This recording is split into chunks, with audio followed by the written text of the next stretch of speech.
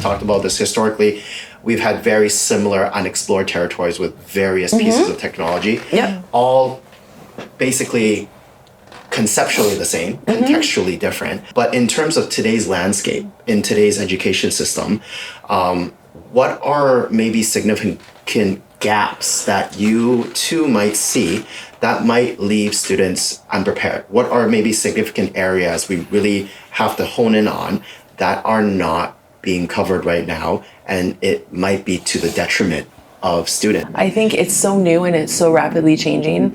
It's very hard to stay on top of it, right? So again, as I was saying, I was talking to a colleague yesterday, and he had signed up for he gets an email every day, top 10 new AI tools or digital tools for education. And he's like, it's 10 new every day. And he's like, it's going so fast. And there's all these, startups. And it's like, hey, this is great. And then something else comes out that's better, or something that comes out that does it in a different way. Right.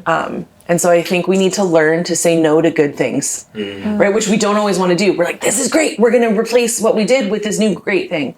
But I think we can free up ourselves to just be like, we're going to say no. It can still be good, but that's not fitting with where we're at, right? And so it's being aware of where are we right now? What is our capability? Right. And what is our capacity? You can sit down and, just do a Google search or an AI search of AI tools in education, or how to use AI in education. And you're going to have pages and pages and pages of things to flip through, right? And some will work and some won't. Yeah. I just took a YouTube video, put it into ChatGPT and said, make me a 15 question true or false for students to complete as they're watching the video, and give me an answer key. And I was like, oh, and so we did it. And I was like, oh, this is no good. It wasn't very good. So I think, balancing our capacity with our capability is important. Each school has its own culture. Yes. Each school has its own microculture, right? Whether it exists within a public school district, right? Because you can say, the Richmond School District, this is what they're about. But each school is its own little kind of micro ecosystem. Right? And same with independent schools. Each independent school has their own culture, right? Each Catholic school has their own culture. Each Christian school, each faith-based school, each independent, private, highly academic school has their different culture. Whatever it is, whatever kind of schooling it is, even homeschool pods, right, have their own culture. And so everything in education that is brought forth is, hey, this is great, this is cutting edge, this is whatever, often is. But how does it fit within your context, right? How does it fit within your culture? And so I think that's what's important is as leaders in education, so principals, curriculum directors, and superintendents, all of that really need to be discerning in what is going to work within their culture. If something came out as the new best thing for literacy, that's what school districts did. That's what schools did, because this is research-based. This is what's best. But that was a huge tension. And I mean, literally in the States, it was called the reading wars, because nobody could agree on what was the best way to teach literacy to our early literacy learners. And so you really do need to think about what works for your context, but also what works for your culture. Yes. Right? Because that's important too, because then that also takes in the accessibility piece. And so you really do need to know what your culture and your context is.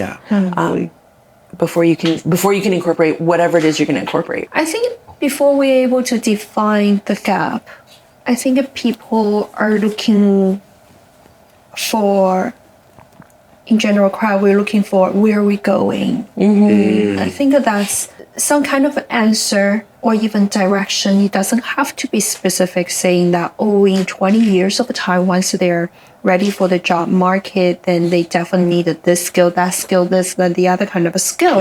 It doesn't have to be specific. I think it needs a general outline of what kind of society we wanted to build. If the core value of the society is innovation driven, then we're able to reassess what is our education system. Are we aligning everything we do to stick it to that core value?